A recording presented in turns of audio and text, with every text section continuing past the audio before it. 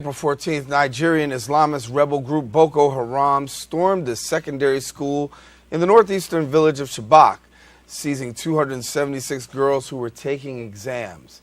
Since then, the kidnappers have offered to swap the kidnapped Nigerian girls for prisoners.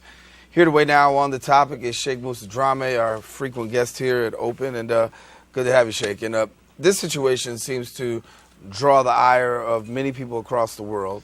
We've seen the signs, bring back our girls, but let's go a little bit into Boko Haram. And who exactly are they?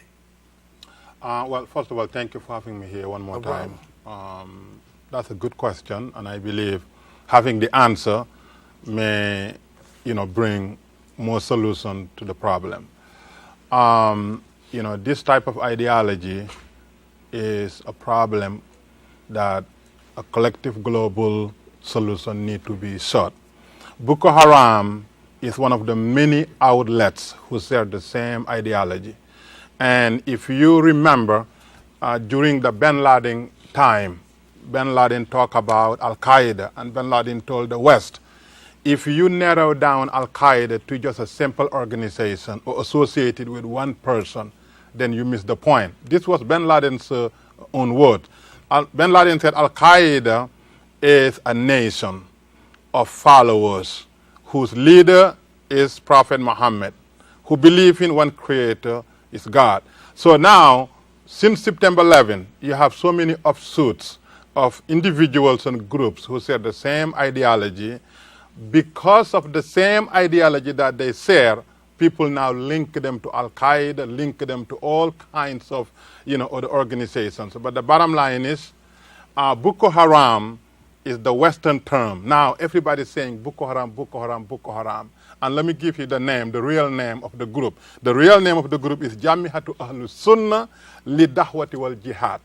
Now, they're not telling you that. The Western cameras don't tell you what the real name is. They just say Boko Haram. Because we can't pronounce it, right? That's what I'm saying. Okay. Boko Haram. Western education is no good. Boko Haram, the name said, we are an organization of traditional Muslims who propagate and defend Islam. Now, that term includes me, includes almost all Muslims. The problem is that we always miss the target. We always misinterpret, the intention. All these so-called criminal offshoots, they have legitimate causes to fight. But now, because what they're fighting is not what we're going after individuals, we always miss the target. Nigeria, for example, has been consistently rated among the most corrupt nations in the world.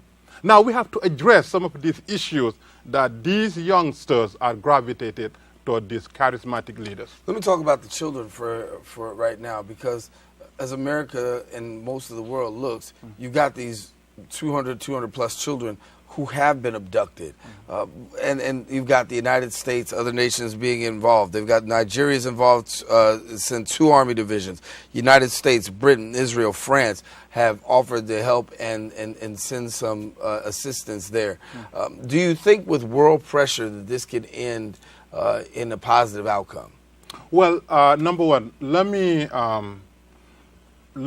help the viewers with 3 suggested actions that we can take, not only to resolve the current problem, but maybe other problems around the globe. Certainly, the problems that are coming out of the Muslim world.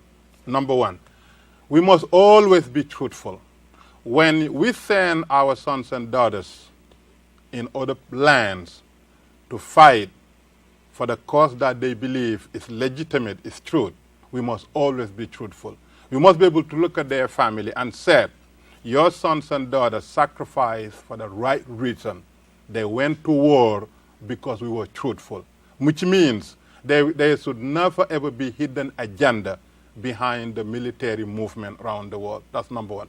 Number two, we must always respect, the individual sovereignty. I'll give you an example. Couple of months ago, 2 years ago, there was a talk about ground zero mosque. Now, if you don't understand what the ground zero mosque was all about, then you miss the boat.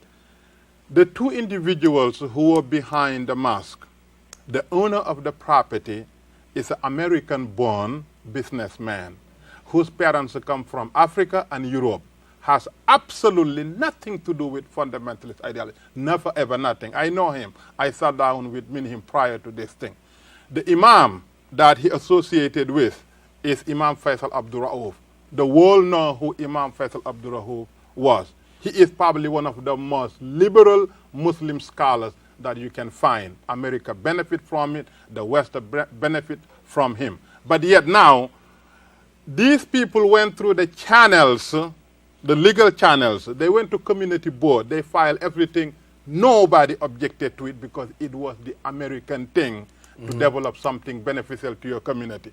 But when the elements of anti-Islam came in the picture, and they destroy the whole concept and they painted them wrongfully, now you have a global movement in opposition to what would have been the best thing.